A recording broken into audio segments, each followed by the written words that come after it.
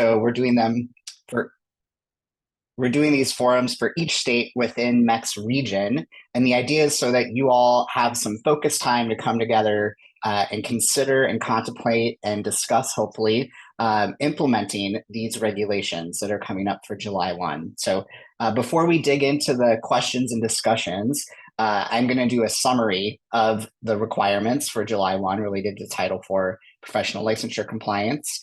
And before we do that, though, I should introduce myself. Might not know all of you. I've got to meet some of you virtually or in person, but my name's Chris Mall, and I am one half of the team at Higher Education Licensure Pros. Higher Education Licensure Pros, we founded this company about 3 years ago, and the sole purpose is to support colleges and universities with professional and occupational licensure compliance. So before that, I had been working at a large online for-profit institution called Capella University, located in Minneapolis, Minnesota. And I worked in their legal department there for over a decade. I got to build and manage a small team that, again, focused exclusively on professional and occupational licensure compliance and issues for the institution. So during my time at Capella, I was fortunate enough to work with Nan, who was more on the accreditation side and academic side of the house. So Nan, if you're on, if you want to introduce yourself. Sure, I will. Thank you, Chris. Hi, everyone. Just briefly, yes, I worked at Capella University from 2010 to 2020, where I interacted pretty often with Chris as he was working around licensure issues and his team. I started out at Capella working across schools, helping them gain specialized accreditation, and then exclusively in the School of Counseling across many, if not all of their units, helping provide operational support and helping them to continue to meet quality assurance standards. So I got to know pretty well admissions, faculty advising, data analysis, curriculum development.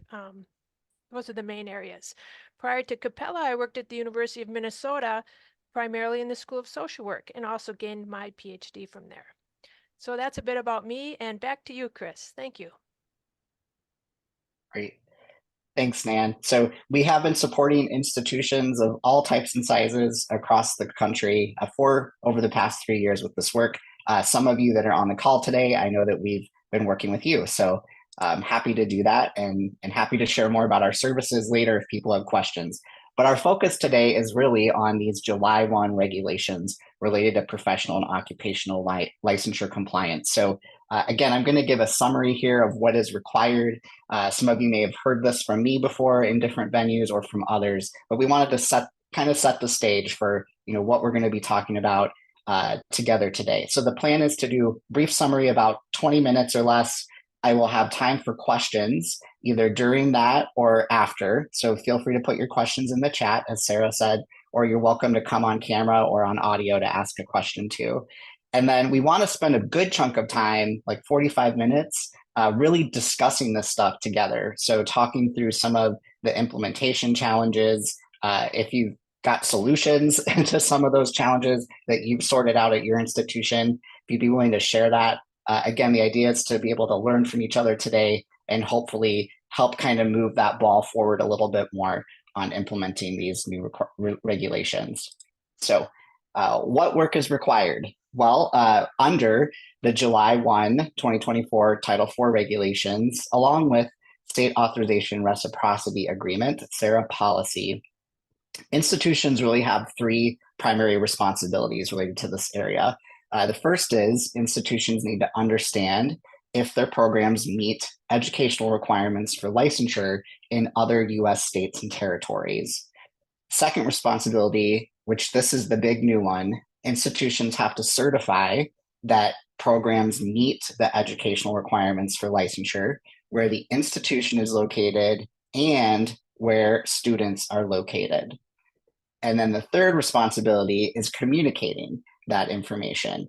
And that needs to be done to different audiences at specific times. I'm going to dig into each one of these three responsibilities here a little bit further. So let's talk about the understanding piece. So this is related to any program that an institution offers that's participating in Title IV that's a licensure program. And when we when I use the term licensure, really you have to think about that more broadly, because sometimes it's called a certification or a certificate, endorsement, authorization, registration. The list goes on and on. Essentially, it's any kind of state or territory government issued credential that's required for someone to work in that profession or occupation in the state or territory.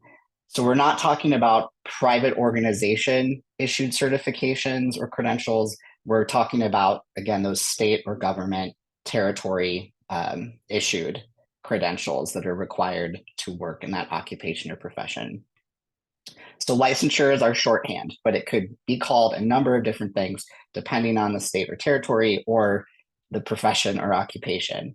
So if you have a licensure program, something that's been designed to lead to a license or is advertised as leading to a license, then you have to understand how it meets the educational requirements in other US states and territories.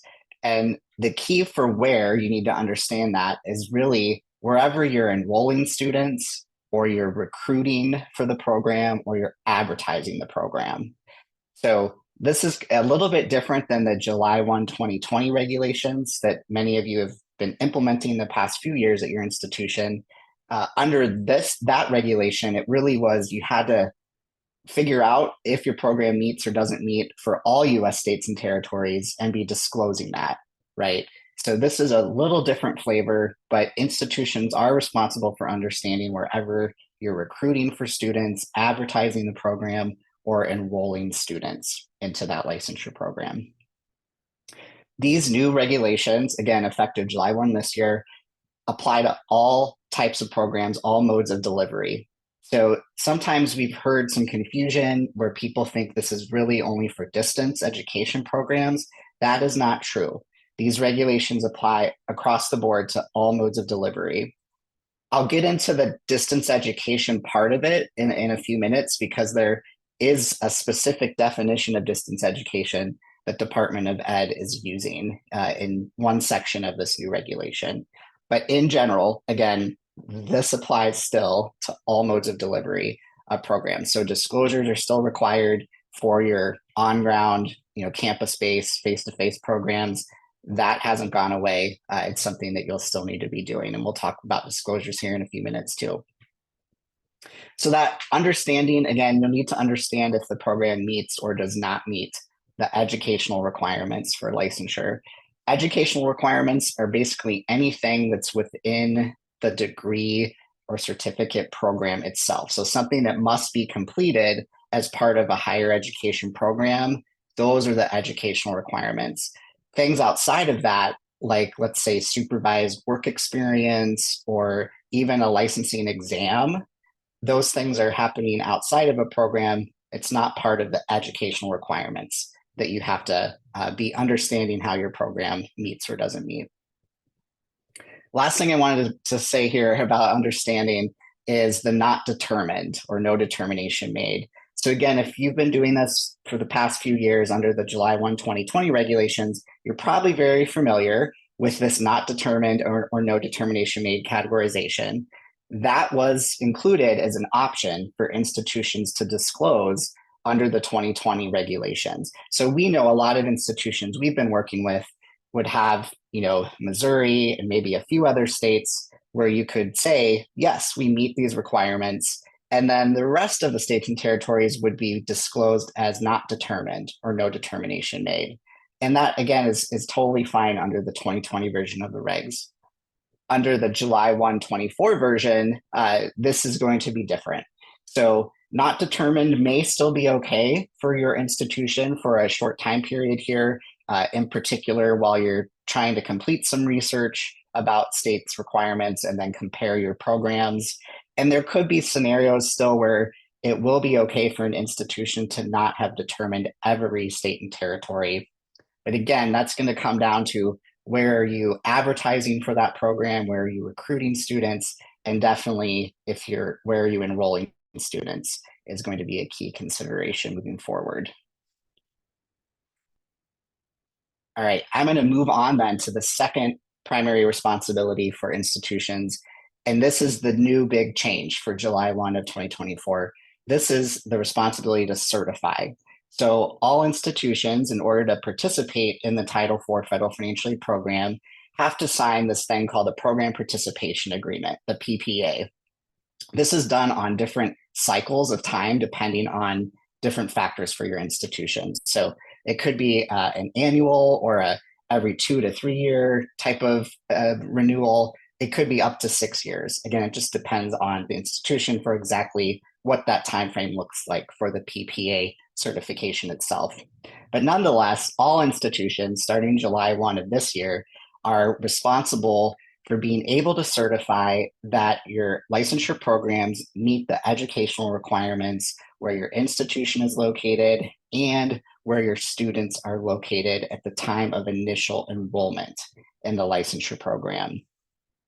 This is where the distance education term comes into play. So in the actual regulation itself, the Department of Ed says it needs to be where the institution is located and where, I'm going to use air quotes here, distance education students are located.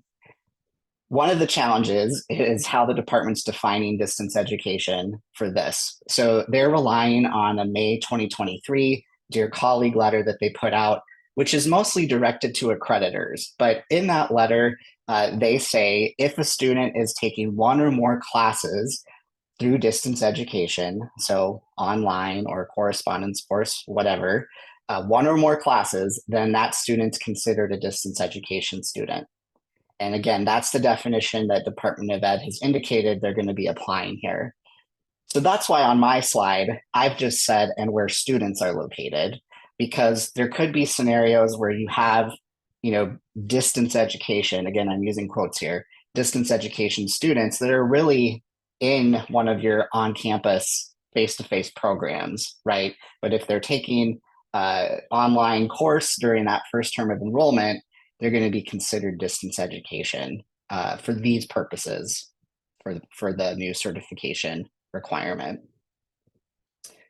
So what does all this mean? Why does this matter? Well, again, this is why this is so critical and impactful as the new requirement here starting July 1. Institutions cannot enroll students unless they are located in a meets state and territory. So if you have that location categorized as does not meet, or you haven't figured it out yet, it's not determined, you will not be able to enroll that student unless they complete this written attestation. So the written attestation is also a brand new thing the Department of Ed has included in this regulation. Basically, they're trying to have a mechanism where you could still enroll a student if they're planning to relocate to a meet state or territory after they complete the program. So the student would have to attest at the time of initial enrollment that they actually want to seek licensure and employment in a meets state or territory. That could be Missouri. It could be any other state where you've determined that your program meets those educational requirements. I'm going to pause just for a minute because I see a couple things in the chat. I just want to make sure. Okay. Yes, you will get a copy of the deck today. So I'll answer that one right now. And thanks, Sarah, it is being recorded. So feel free to put questions in the chat if you have any as we go along here. I'm going to shift gears into that third responsibility for institutions. So again, this one has been around since July 1 of 2020. Under those regulations, really, it was about disclosing. It was about communicating licensure information to prospective students and current students. Department of Ed did not remove that responsibility, so that still exists under the July 1, 2024 regulations. Institutions will still need to communicate information about how your programs meet or don't meet educational requirements in other states and territories. So we have public disclosures. I referenced those a few minutes ago. These are the disclosures that institutions have been putting up on their websites. And again, many of you may have these and they might say not determined or no determination made for a large number of states. That is okay under the 2020 version of the regulations. Under the new version of the regulations, the department has removed not determined from the public disclosure requirements. So under this new version, essentially the department's saying institutions must disclose where they've determined that the program meets or does not meet the educational requirements. There could be some scenarios where an institution will have some not determined states, as I referenced before, and we can dig into that if people have questions. But the primary requirement is you need to have that listing on your public disclosures of states and territories where you meet and states and territories where you do not meet the requirements. Again, this is going to be connected back to where you are advertising the program or recruiting students, and certainly where you're enrolling students. You would need to have that as a meets determination in order to enroll, as I mentioned before. Just a note here about SARA policy. So again, state authorization reciprocity agreement has a policy that's been in place since 2020. And what that basically does is reinforces the 2020 version of the federal regulations. But in doing so, it still will apply under this 2024 version because of how that connection is made there. I do suspect that we'll see in the future some updates to SARA policy, but the cycle on that is going to be after July 1. So for these purposes, you should still think about the current SARA policy as it exists today and how that's going to apply starting July 1. If you have any public disclosures where you're listing not determined still on July 1 of this year or after, you will want to include the board contact information. So that licensing board or agency, you need to provide that contact information. And that, again, is for the SARA policy. So if you participate in SARA, take note of that and just be aware that that's requirement still out there. For individual direct disclosures, sorry about that, that is the second component here of the communicate responsibility. So individual direct disclosures, again, they've existed since July 1st of 2020. You may have implemented a special process at your institution or know about one where prospective students are being sent an email before they enroll in the program if they live in a not determined or it does not meet state or territory. Again, that still exists. Department of Education has not removed this responsibility. So if you have anybody who's interested in enrolling in your program or is applying for the program and they're located and it does not meet or not determined state or territory, you would need to send them this written direct disclosure. As an aside, these same people would need to go through a written attestation process in order to actually enroll in the program. Because again, you can only enroll students if they're located in a meets state or territory, or if they've completed that written attestation that I mentioned earlier. And then for current students, same as the 2020 regs, you still have 14 calendar days from when you become aware of a change to does not meet. So that could mean the student is actually changing their location and they let you know that. You would have 14 calendar days to send them that direct disclosure, or something might change with the state's requirements and now your program no longer meets it, or something might change about your program. Or maybe you have a specialized accreditation and then the program no longer holds it. Something, whatever that is, if it becomes a does not meet scenario, you have to send that direct disclosure within 14 calendar days. For both prospective students and current students, those direct disclosures are connected to student location. And student location is something, again, it's existed since 2020 regs, where each institution gets to set your own student location policy and related processes for these purposes. So many of you may have a formal written policy in place that talks about, here's how we determine students' location for licensure disclosure purposes. And some of you may not have that policy in place. Either way, this is a great opportunity to review that or create a new policy, because student location is going to be important not just for disclosures moving forward, but also for that PPA certification requirement. Really, it's about where do you see students as located at that time of initial enrollment into the licensure program. And wherever you're classifying them as located, again, that's where you have to be able to say you meet the educational requirements, and then maybe send out one of these direct disclosures if they're located in a does not meet or not determined place. All right, I'm going to pause there and shift over to questions. So I said about 20 minutes, and I think I almost hit that right on the head. I know that I just covered a lot of information. So if you haven't sat in on a webinar about this topic before, I probably just overwhelmed you, and I apologize for that. If you have been in on some webinars related to this, hopefully that was a good refresher. But I'm happy to answer any questions people have now about what these July 1 requirements are related to licensure.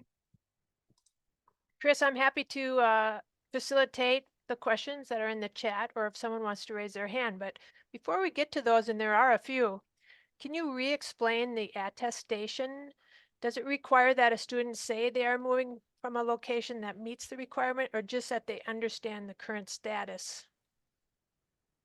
Yeah, that's a good one. So, unfortunately, it's not just about acknowledging the status of where they're located. The student does have to say specifically that they plan or intend to move or relocate to a meets state or territory after completion of the program. And Department of Ed has further said that they have to identify one specific meets state or territory in that written attestation. So I know this is going to be problematic for a probably somewhat significant portion of students, especially if you think about military affiliated students who don't know where they're going to be in the next few years, or 5 years, whatever it is. But Department of Ed has been clear about that. It has to specifically state one state or territory that meets your educational requirements that they plan to relocate to in order to pursue that license and employment after completing the program. Thanks, Chris. There are a few other ones on attestation that I'll read. I know we all would also love to hear from from you all on what you're doing. Here's one from Cindy. Is there a standard attestation form template or recommended generic format that has the verbiage we are required to use? Really good question. Yeah, so unfortunately, Cindy, no, the Department of Ed has not provided any sort of template. They haven't even provided exact language, or verbiage, as you say, that they're expecting. All we have is that kind of idea of what needs to be in there and what is not sufficient. So, in the commentary that the Department of Ed released with the final regulations, they made reference to, this whole written attestation process needs to be about informing and educating the students. It's not meant to be just a simple checkbox type of form, if you will. So we have these loose expectations out there, but not a practical, concrete template or frame format for institutions to use. So I will say that we've been trying to compile examples as institutions are creating them for written attestation. So here in a moment or two, either Nan or I can put a link in the chat that has a document with just a couple of examples of written attestations as, again, institutions are starting to create these for themselves. So not a formal template, but I know it's always helpful to see what others are thinking and what they're putting together, and it could maybe be a helpful starting point for you. I have it, Chris. I'm going to put it in right now, and then, well, let me first read this question from Andrew. These are all good ones. Do we need to email and get a signed attestation for students previously enrolled who are in the middle of a program, or is this just for students enrolling after July 1? Mm-hmm.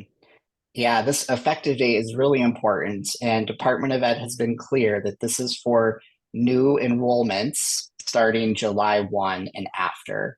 So if you have current students already in these programs, you do not need to secure a written attestation from them if they're located in a does not meet or not determined state in order to meet the regulations, minimum compliance. Would you maybe want to consider doing it anyway, for other reasons, to reduce some risk for your institution or just to make sure that those students are well aware of the licensure outcomes. Sure, some institutions may want to do that, but again, for minimum compliance with the regulation, it's not required for current students. Great. Wendy, the link shares an example or some language for attestation. So let us know if you have a follow-up question. And then, so Marie, I'm going to put a link to the reference for the SARA that references the SARA policy that Chris talked about. So let me read her question just in case there's something you want to address, Chris. Can you reference the SARA policy section that requires that we disclose licensure board contact information in cannot determine states? I thought those were required in direct disclosures.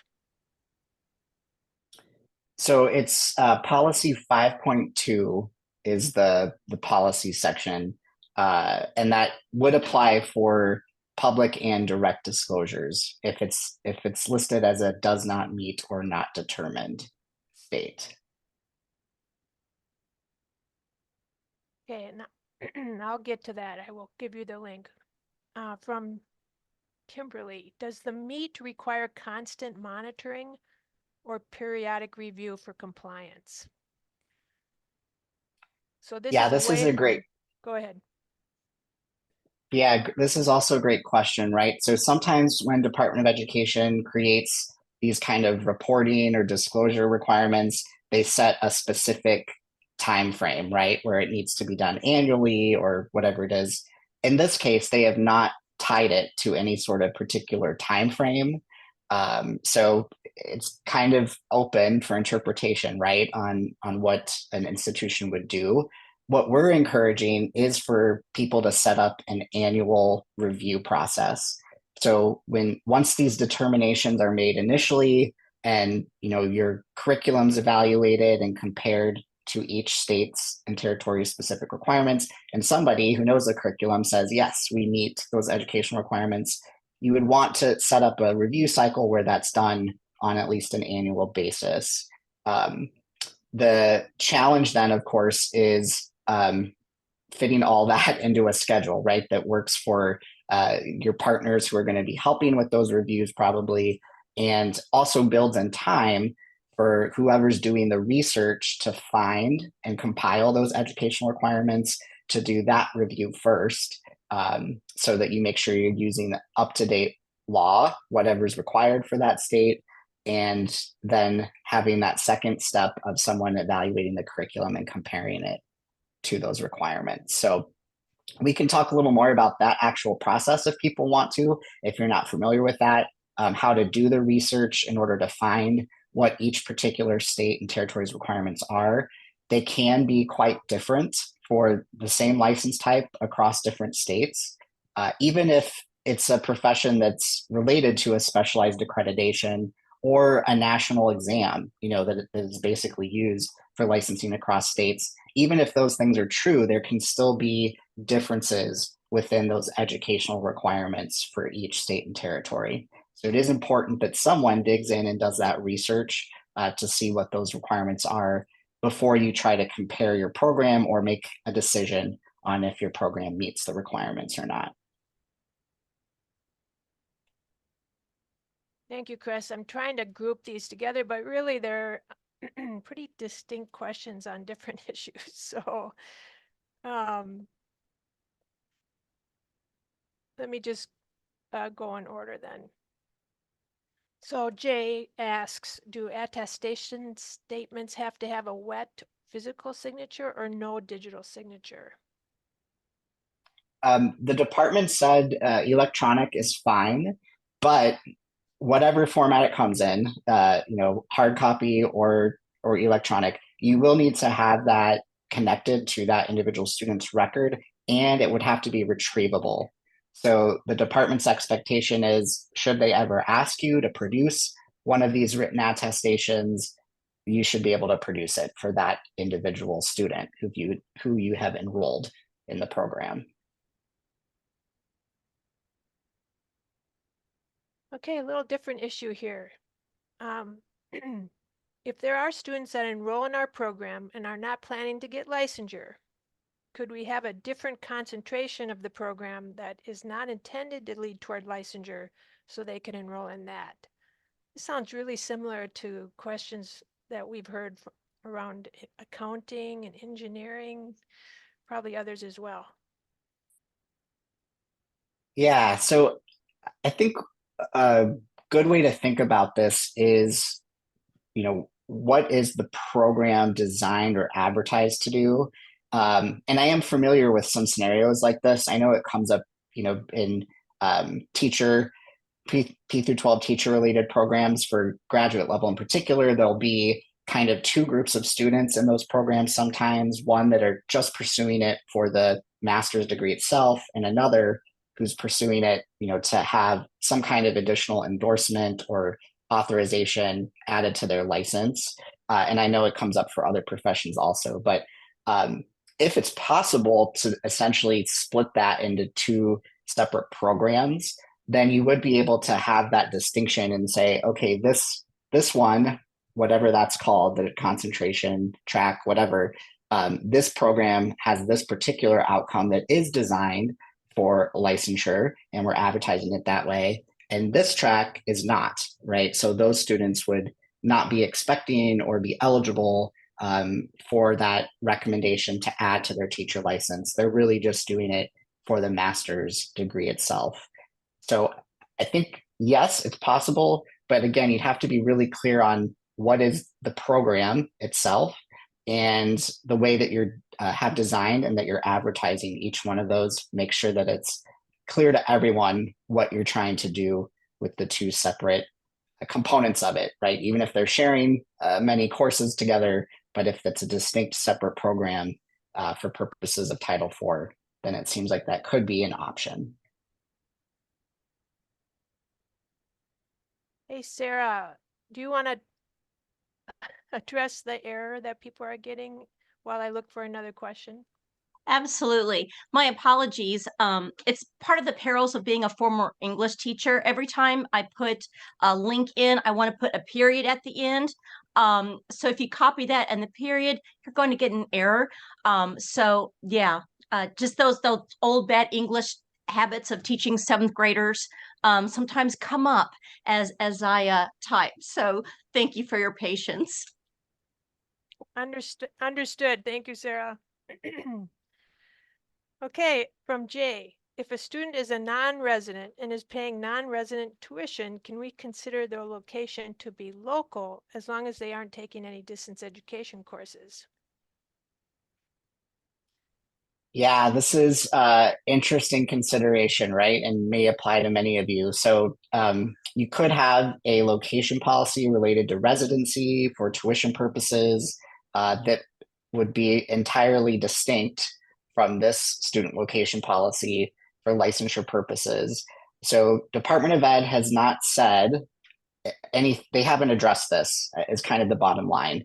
But again, what the regulation says is that each institution must set a student location policy for these purposes.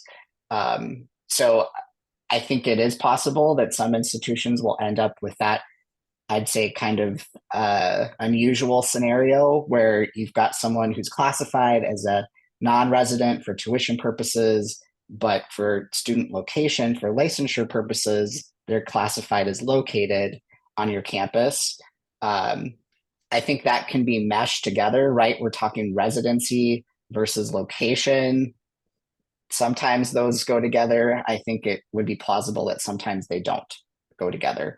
But the key would be just to make sure your policies are very clear, and what they mean and who they're being applied to and for what purposes and when, so there's no confusion if you've got separate residency versus student location policies. So Lacey asks, is it only at initial enrollment at the college, or if a student changes their major once they arrive, must we then apply the policy? Right. So this certify responsibility is for a specific snapshot in time, and that is for initial enrollment in the licensure program. So there could be scenarios where you have someone, right, who changes majors or programs.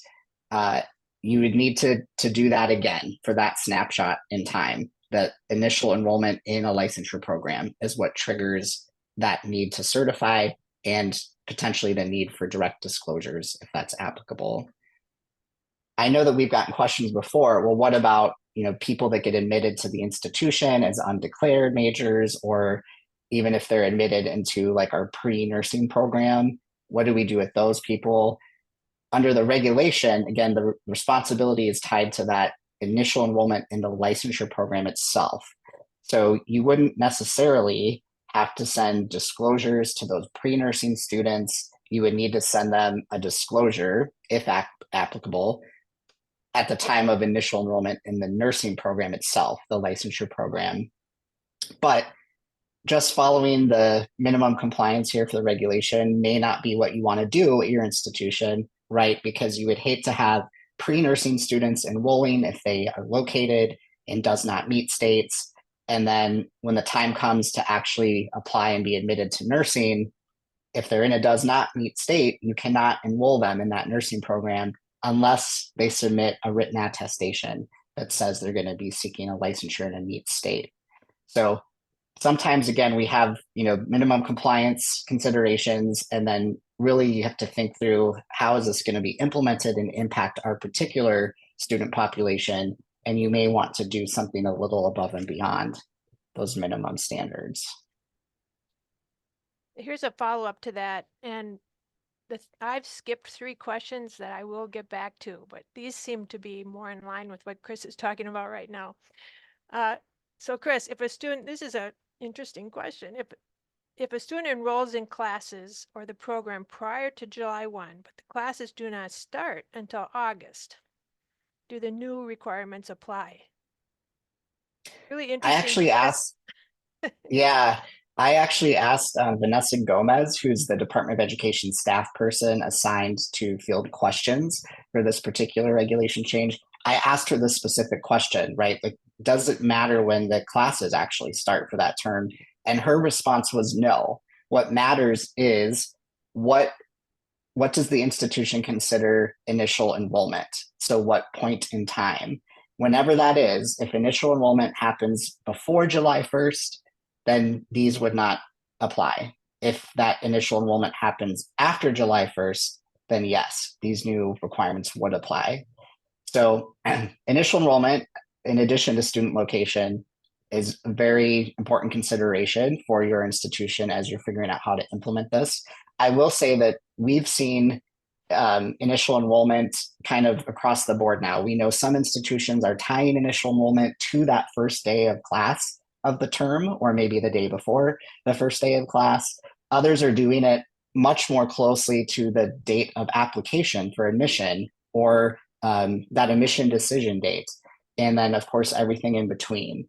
So again, it's kind of going to boil down to what makes the most sense for your institution, given your programs you're offering and your students, locations and population, and those different factors. But pinpointing that initial date of enrollment is key. So what would you do then if you have the enrollment at the time of application for the distance education definition being in the first term? That's my question. It's kind of right. Well, that's the kind of institutions kind of need a crystal ball, right, to try to figure out which of these students may be taking one or more classes online during the first term.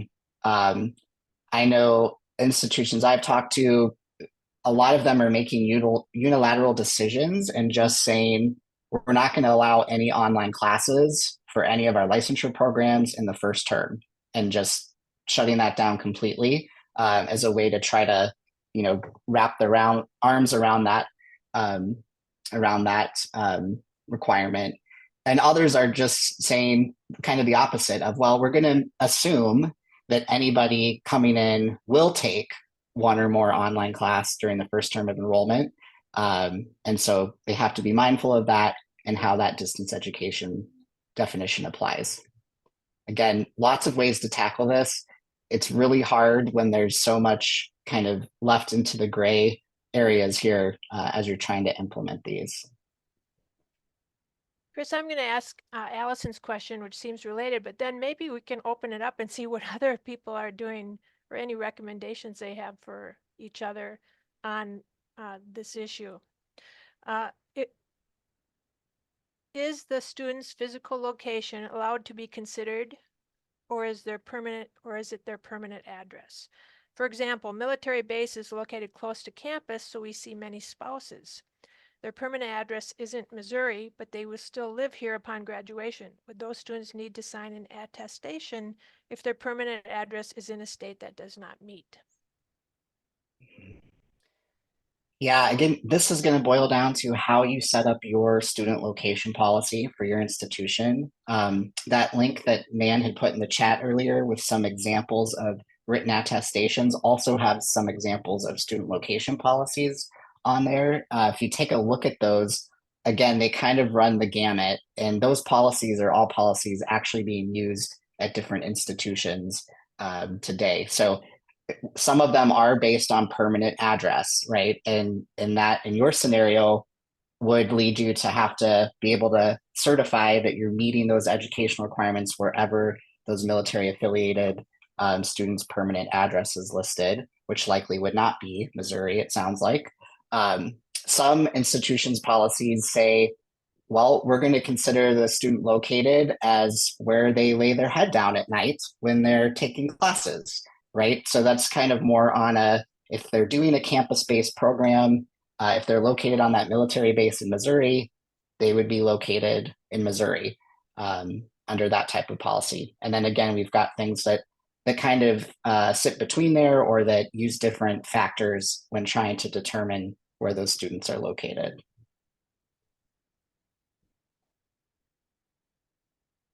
We have anyone who wants to speak to this from your institution's experience?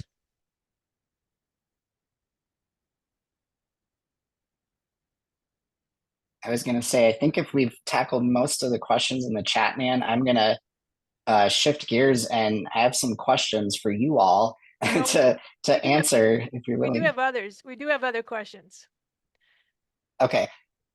So just thought we'd see if anyone else wanted to participate.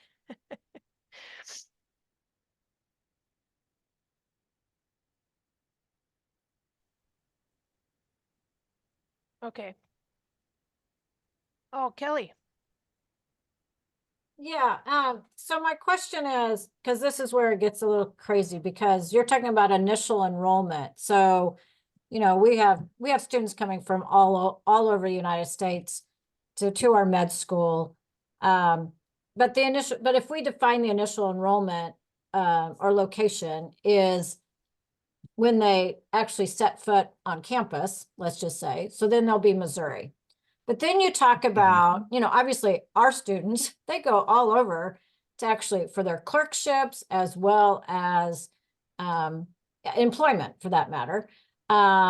Therefore, then we need to be sure that we abide by the licensure requirements for those other states, correct? So that's where it gets that it almost sounds as though we just need to have all of our ducks in a row no matter what.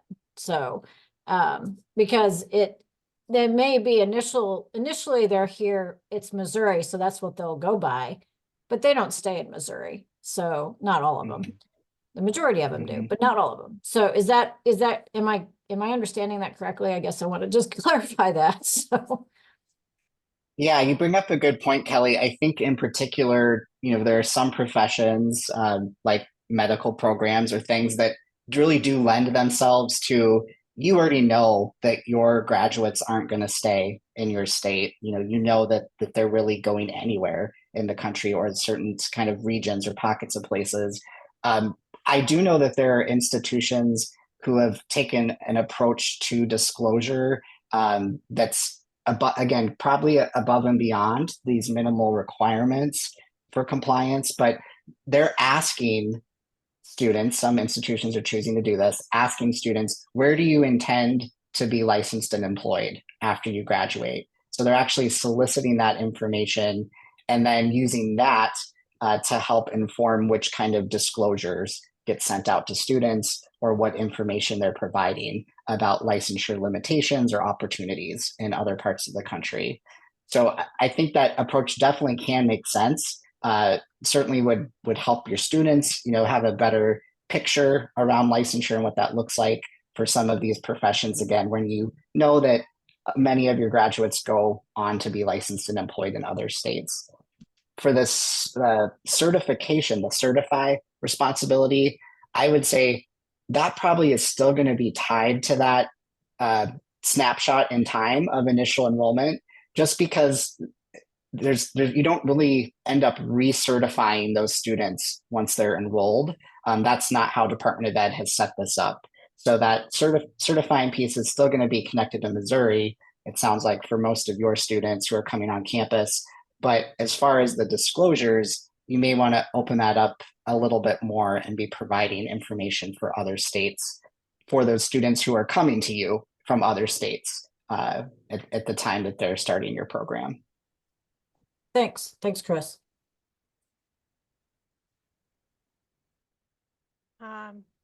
Go ahead, Samantha. I don't think that I've heard this kind of talked about, but there are licensure reciprocities that exist across the country for many different industries.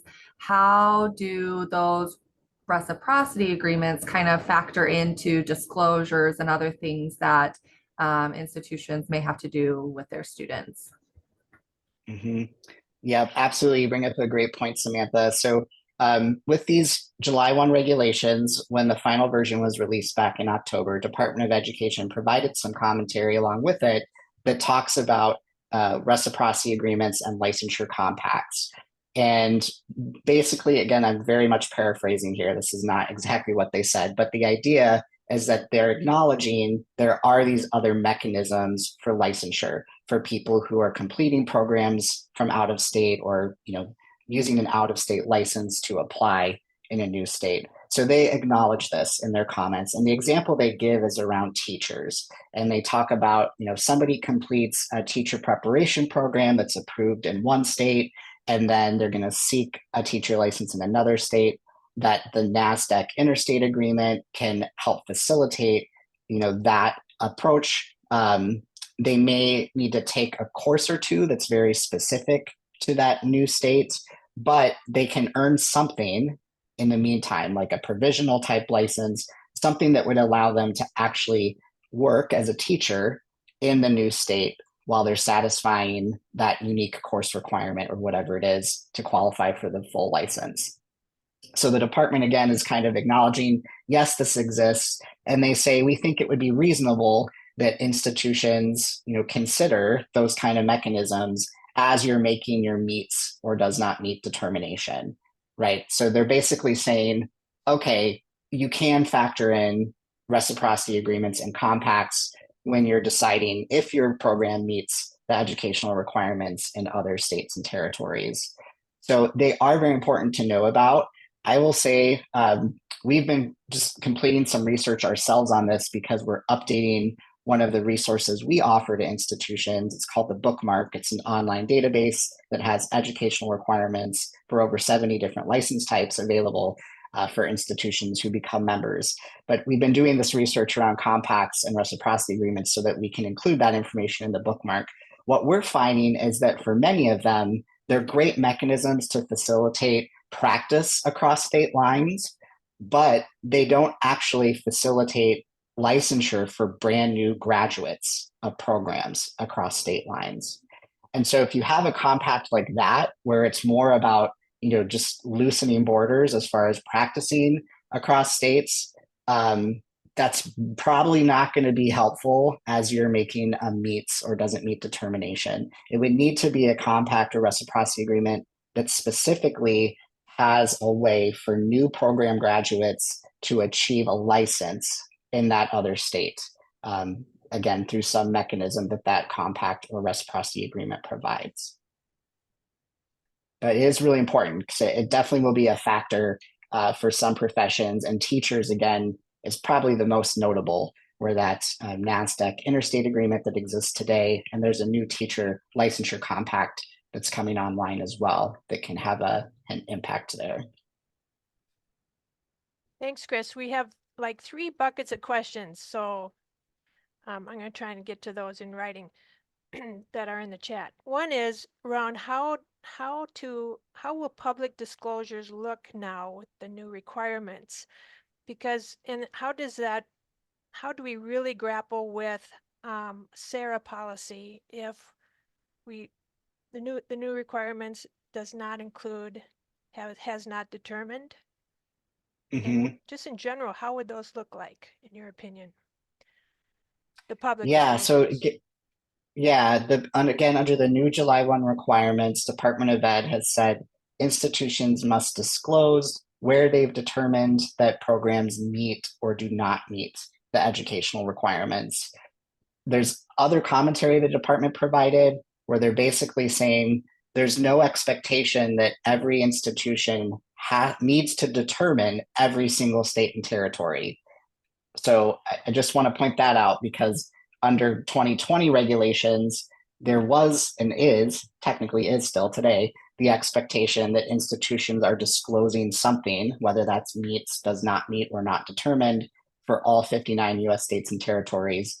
Again, that is shifting under these July 1 regulations. You'll have to disclose where you've determined that it meets and does not meet publicly through your public disclosures.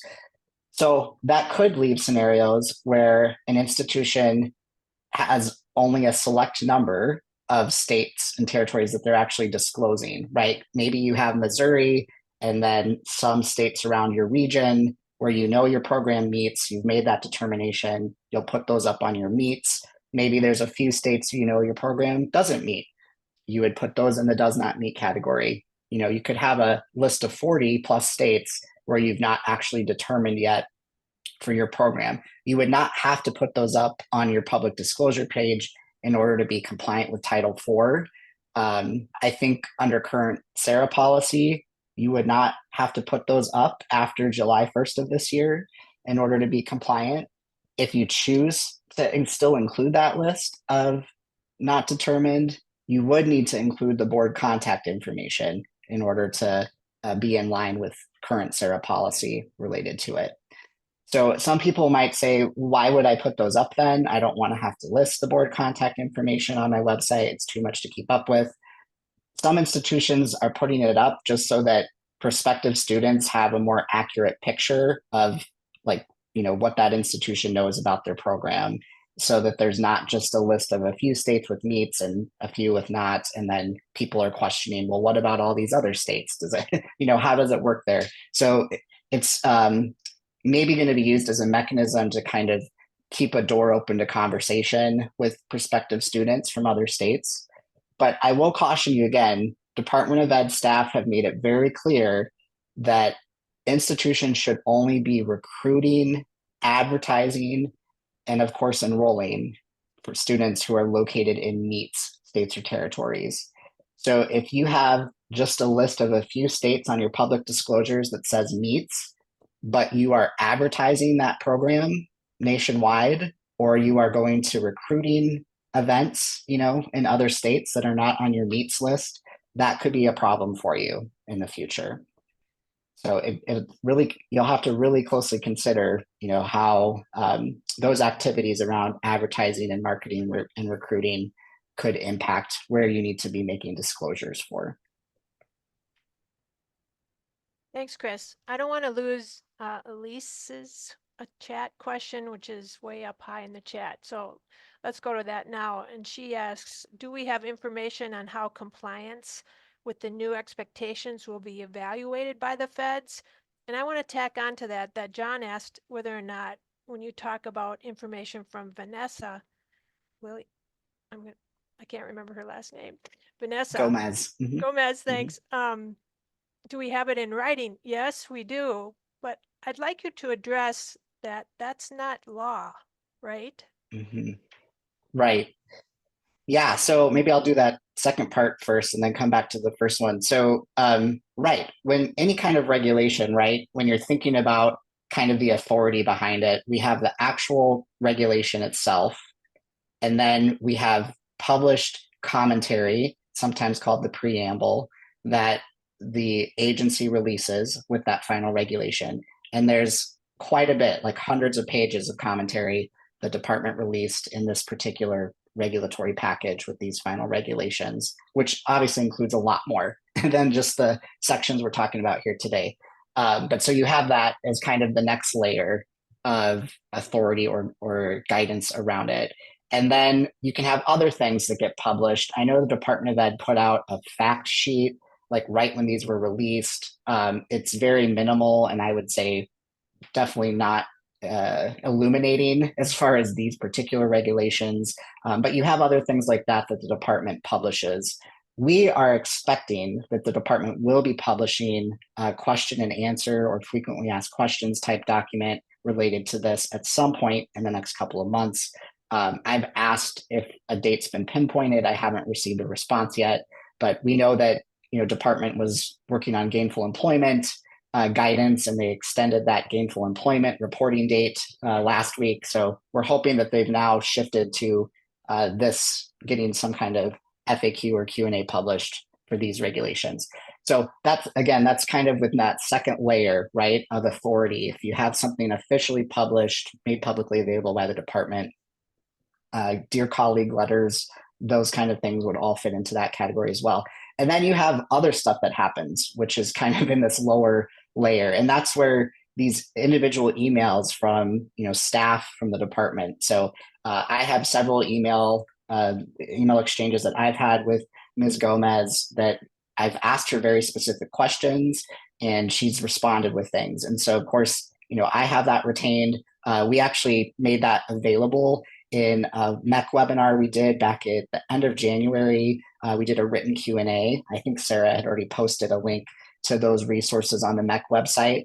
But in the Q&A, you can find links that will show you the emails. So I put a copy, right there where you can see exactly the questions I asked and what her responses are. But also information has been trickling out to other people. I know a lot of people in institutions have also been communicating directly with Ms. Gomez themselves for different questions. Our friends over at WCET State Authorization Network, I know, have been exchanging emails too. So it does become challenging to figure out, what can we rely on, or what is the actual authority here. Those emails from staff, they don't hold the same kind of legal weight as published guidance.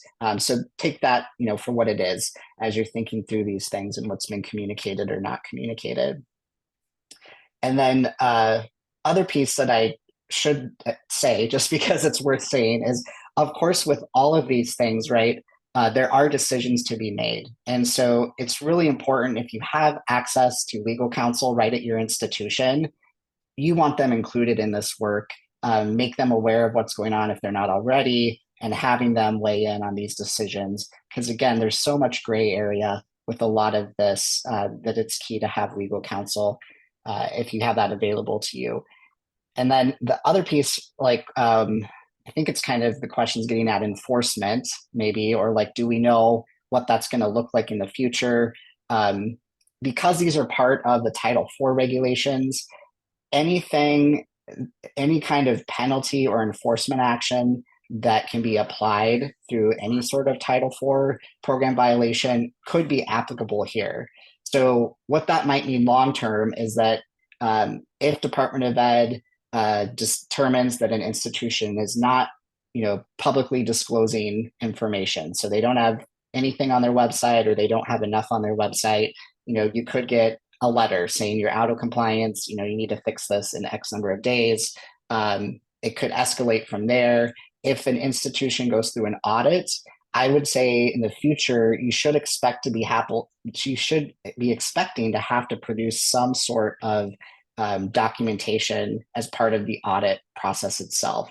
So they're probably going to want to show us your public disclosures, show us samples of direct disclosures. We want to see students that have signed that written attestation, show us those written attestations.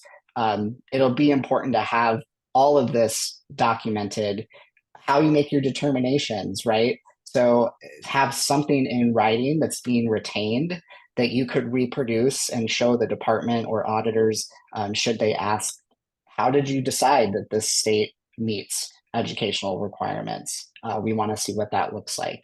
So having all that together will be really important to facilitate a successful audit in the future and to help support your institution if there should ever be questions.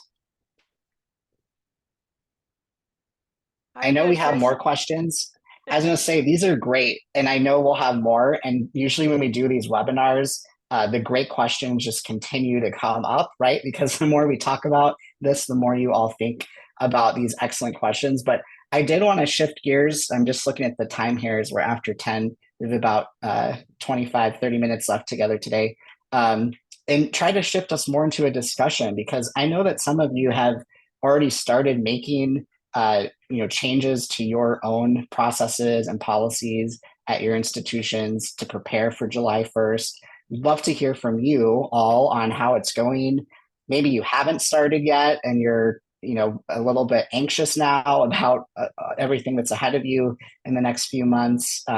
Just happy to open up a discussion here if you all would be willing to do so. And I had some questions that I had put down. We can certainly talk about anything you want to talk about, but the first one I was curious about is if any of you had taken another look at your list of licensure programs and made any changes to that, kind of based on reevaluating that list for July 1. I think we had some questions a little bit earlier that came up about, kind of pre-licensure related programs, or if you had some maybe that were really just about a private certification, but you had included it on your licensure program list for disclosures initially, if anybody's made any changes to that.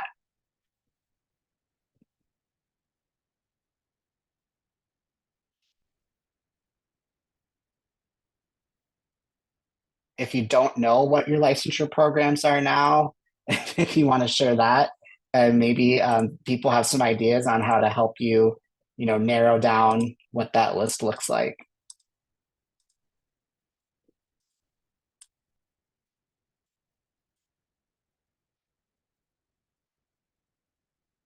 I'll speak.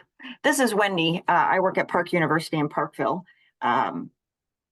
I did the initial research 4 years ago when I became aware of this rule. And so I just recently, because I knew that July 1st was coming, I re-looked at all of the states and their requirements for education programs. That one was the most straightforward to me.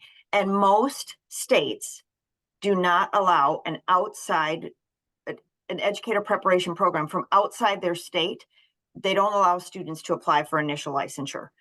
Almost all of them due to NASDATEC, you can do some sort of reciprocity, but I think it's really hard, especially when you have distance students, to put something out, a disclosure on your websites that says this program does not meet, and it really doesn't. I mean, so I feel like we're all in the same boat if we have education programs, because you have to be an approved educator preparation program in those states in order to, verify initial licensure requests. So I'm curious what others have really, what others are doing. I mean, I've got all of our new documentation prepared for July 1st, and most everything, at least for education, says does not meet.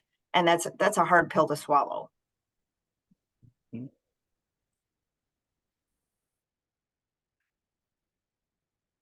I'm not going to talk for a minute to see if anyone else wants to share how you're tackling your educator preparation programs.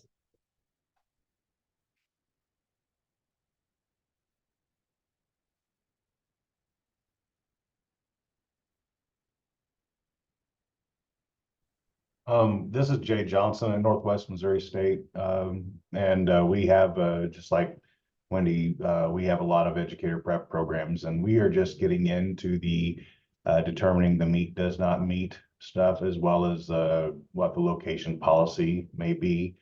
We are also looking at the database. I did a consultation with Chris a month or so ago to kind of see what their database does to kind of help with this determination. And we have some anxiety with what this will do for enrollment, but we also are considering what are some possible curricular things we can do to not completely lose our market. So that's there's just a lot going on with this, but yeah, we're working on this as well. Yeah, and I think if we can, from a marketing standpoint, I mean, I don't know the whole attestation. I was reading the samples, that say, I plan to, seek licensure and seek work in Missouri. I might never seek work in Missouri, but I might sign an attestation that says, okay, I'll do that because I know I can get licensed in Missouri. I turn around and apply for my license in Illinois, no problem. It was easy. So I don't know. I'm interested in hearing what people are doing for the nursing programs as well with the compact states. I think it's really useful to have that database resource, because like Wendy said, we're all going to be in the same boat regarding gathering this information, and each state is going to have that information regardless. So, in terms of efficiency, having that resource so that we're not all doing this over and over again and reinventing the wheel, it'd be very useful to that. I know that when I was doing this, I was formerly at North Arkansas College, putting that statement for licensure and certification. The great majority of them was we are unsure of licensure requirements in other states. Well, those requirements already exist. So having a resource that we could all go to look those up would be very useful, as we're all going to have to do this for July 1st. Regarding the question on compact licensure, most of the compacts, this Aaron Lyon, Dean of Health Sciences at OTC, most of them have a separate set of rules for their compact that have to be completed to be able to be a part of that compact.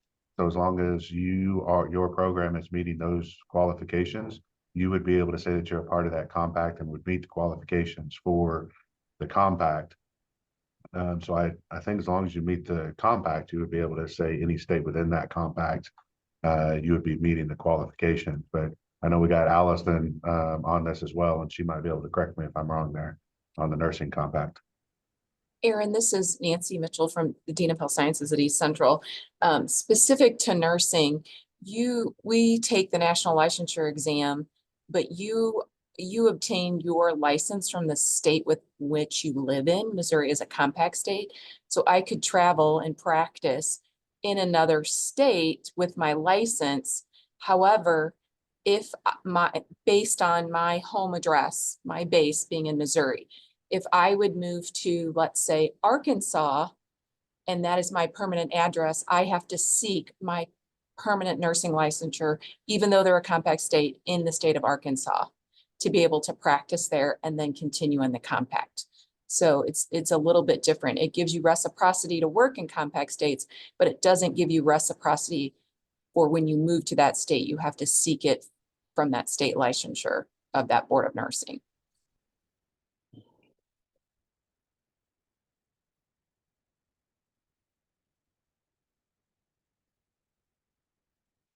Hi, this is Joe Price. I'm with Kansas City University. One of the things that I'm kind of thinking about as we go through these are associations. I will say that one of our schools is the dental school, and that there is a link with the ADA talking about state requirements for the education piece being either a DDS or a DDM degree, or sorry, DMD degree. But that particular association has kind of done a lot of the legwork. I don't know if there's other associations out there across the board, whether that be education, marketing, whatever certification. But has anybody heard of, like associations that are looking into helping out in gathering this data?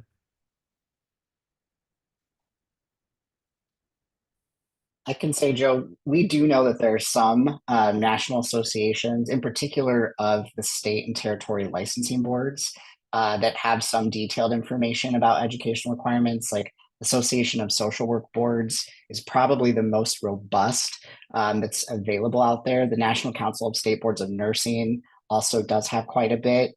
Unfortunately, from our experience, though, even those robust ones don't give institutions everything you need to know about the details of the educational requirements to make a meets or does not meet determination based on your curriculum for your program. So I think they're getting closer. I also know that NASDAQ, that P through 12 educator organization, is in the midst of updating a knowledge base that they've created where they have representatives from the state licensing offices input information into the knowledge base. So I think that will also be a good source of information in the future. I think that's set to be updated in June.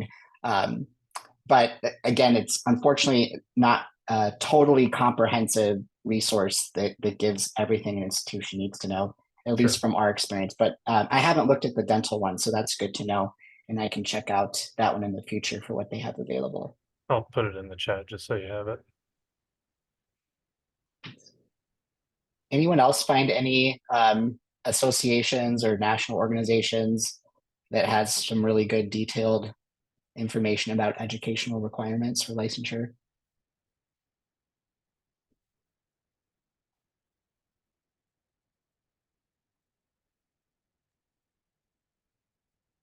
Maybe not yet, right? I think one outcome of all of this might be as licensing boards and agencies continue to get questions from institutions around the country, right? There might be a movement for more resource creation kind of from their organizations, more support on that end. Chris, the Association of Marriage and Family Therapy Boards is really good. Has a lot of that information. Great. If you have a MFT program, check that one out. Sounds like it'd be worth it. Yeah, I'll just say, when I saw the federal rules come out, I made sure that I reached out to our Department of Commerce and Insurance, which has all of the professional licensure boards. I reached out to our Department of Elementary and Secondary Education that does teacher licensure, and I just let them know, hey, here before too long, you could be inundated with questions about whether different programs meet your requirements. So heads up, be prepared. That was nice of you to give them a warning, Samantha, in case they hadn't heard about it yet. Sarah, go ahead, you have your hand up. Thanks. I just want to address one of the questions about SARA policy from Solmarie. The MSARA group, RC committee, worked with the WICHE folks, and we actually submitted a proposal together, worked on one together that actually strikes that one short paragraph talking about after all reasonable efforts. So we'll see if that gets voted on. So there might be a change next year related to SARA policy. So just wanted to throw that out there. Thank you, Sarah, and thanks for your work on that. I know, I think the MSARA group had submitted some proposed modifications last time around too that did not get adopted, but yes, hopeful that that one would go through this term to get the SARA policy kind of more updated and in line with these new federal regulations.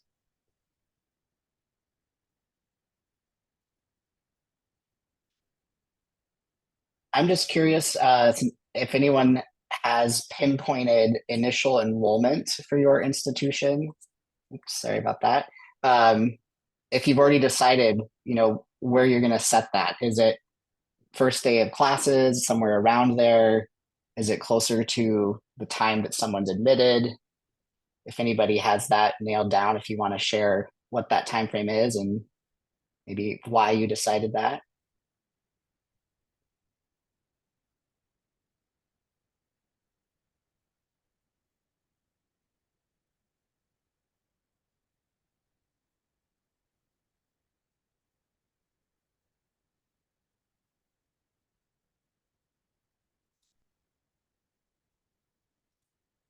Everyone's still working through that. That's okay too. you got time. You've got time to get that nailed down.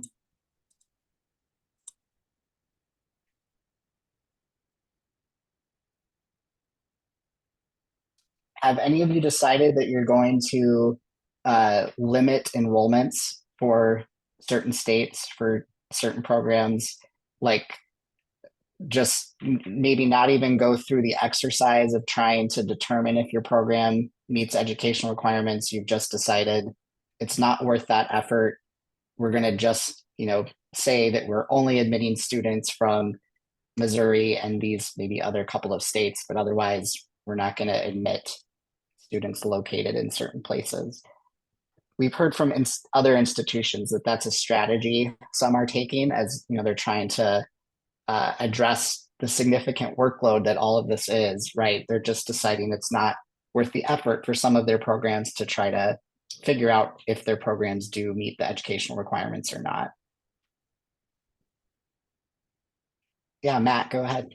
Yeah, we're struggling with the territories and the language barriers and all of that. So we kind of put our hands up and said we don't know how to handle that because we can't interpret, their laws based on another language. At least I'm not fluent in another language, so it's impossible for me to do so. So we're still figuring that one out. But that's been really our trouble point. Yeah, those territories are very, very difficult to find the statutes and regulations, accessible online. And then the language piece, of course, for Puerto Rico, it's in Spanish. You can usually find them, but it's always in Spanish. So that can be a barrier there to understanding what the statutes and regulations are actually saying in the other language.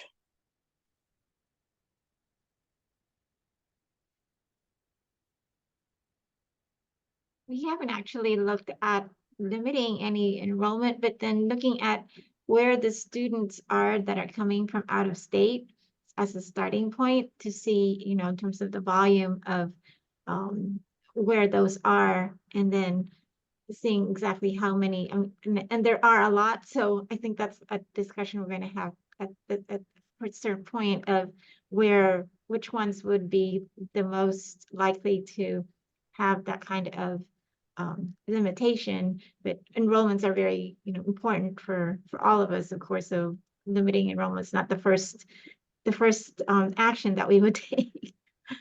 Mm-hmm. Yeah, definitely understand that. I think that's Josephine, that sounds like a good strategy though, right? First step is probably get your arms around where all of your current students actually located if you apply your student location policy to them. And that can help you kind of see where some of those challenging areas may end up being. We were initially looking at a 5-year period, but with COVID having happened, there's a difference between the pre-pandemic and the post-pandemic pattern. So we're looking more closely at the post-pandemic to see what that is looking like as a start. Yeah, that's a great point for looking at those numbers and data to make sure you're factoring that in, because I know it did have quite a big impact on most institutions where enrollments were coming from and facilitating on more online options, distance ed options, that type of thing.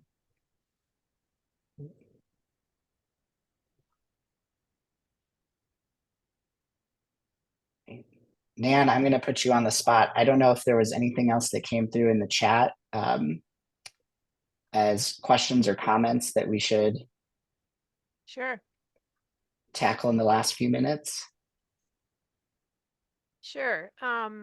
There's one here. Oh, Doug asked, if they have an annual review cycle, how do they stay compliant with the 14-day notification requirement? Yeah, so the 14 days is 14 days from the date that the institution becomes aware of the change. So that could be, again, a change in the state's requirements or a change of a student's location. So once you know that student is in a does not meet location, you have 14 days to get them that direct notification sent out, that direct disclosure.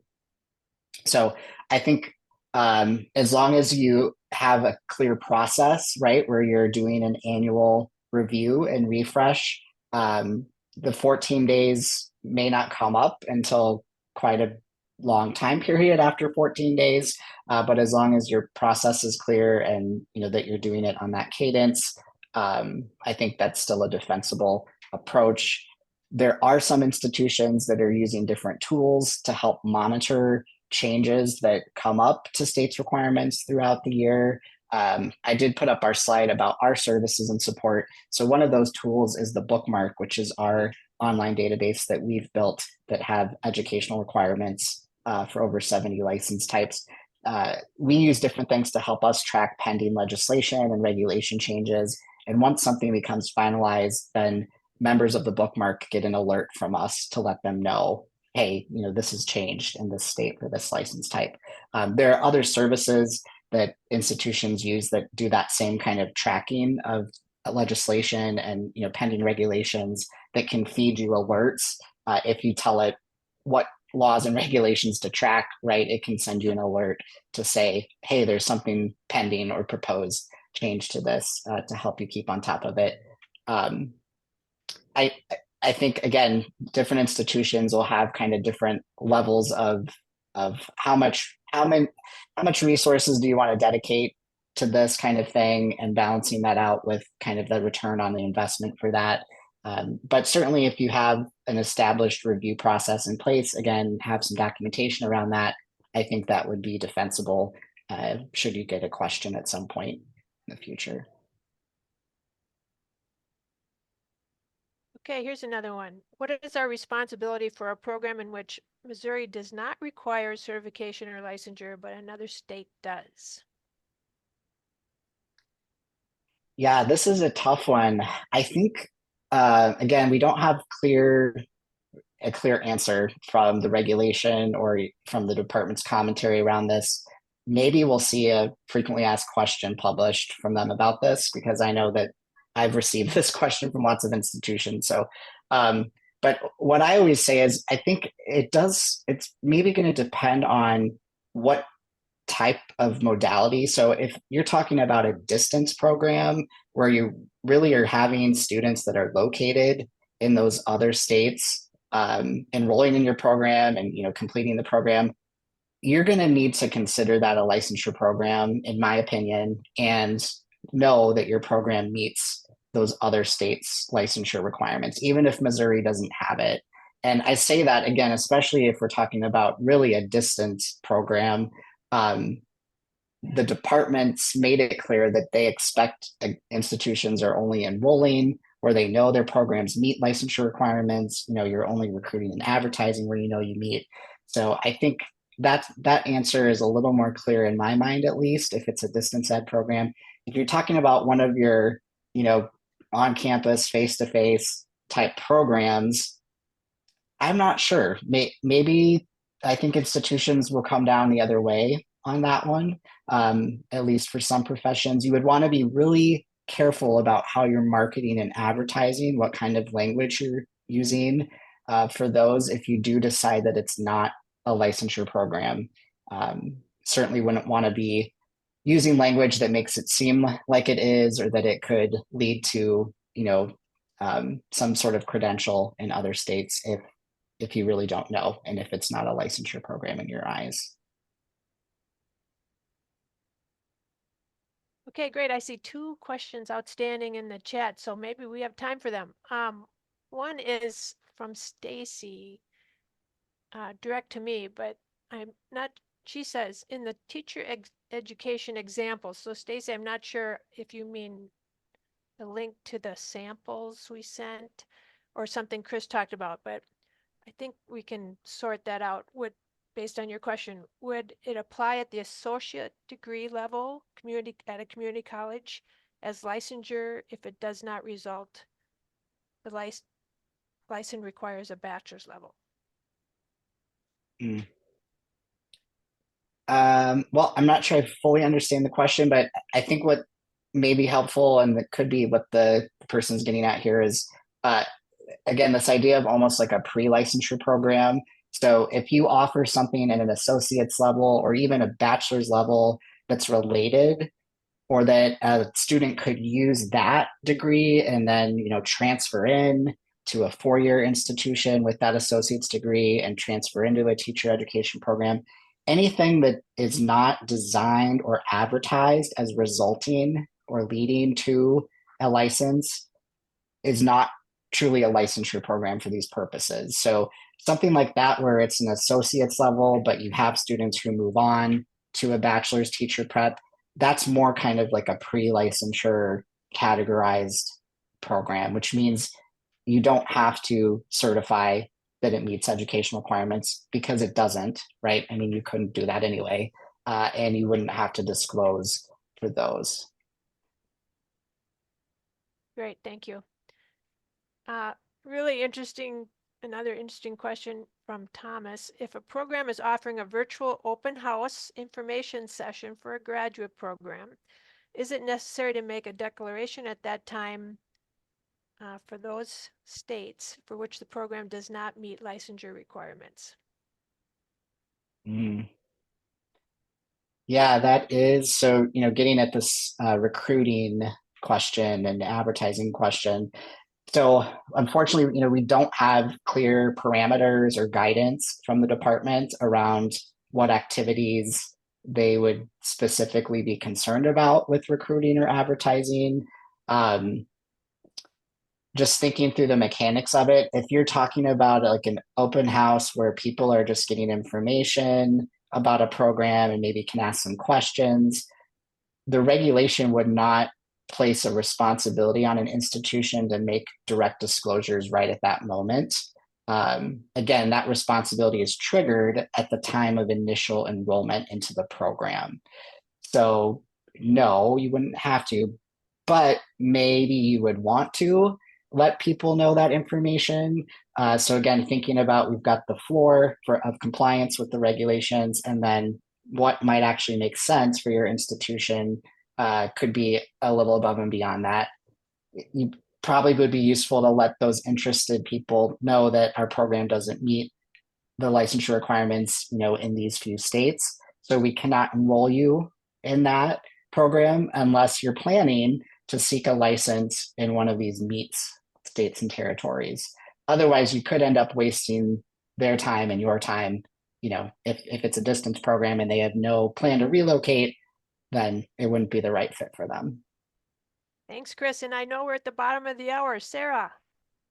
All right. I just wanted to respond to Josephine's question about how does this relate to the work that NC SARA is doing.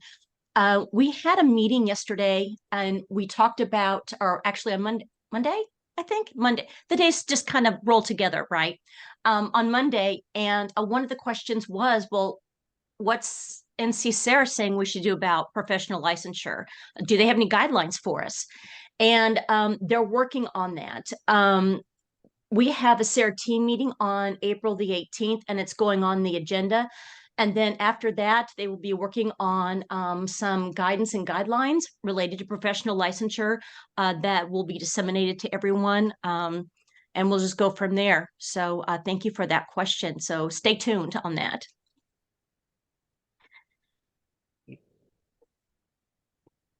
Thank you, everyone. Appreciate the discussion and the questions, and thank you to MHEC for hosting this. Thank you. And we'll have this available to view as well as the slides and some additional resources. So as soon as those become available, I'll be sure to share a link with Samantha, and will have access to those, and feel free to forward that information on to anyone that you think might find useful. So thank you so much for joining us today. Thanks. Take care, everyone. Bye. Bye.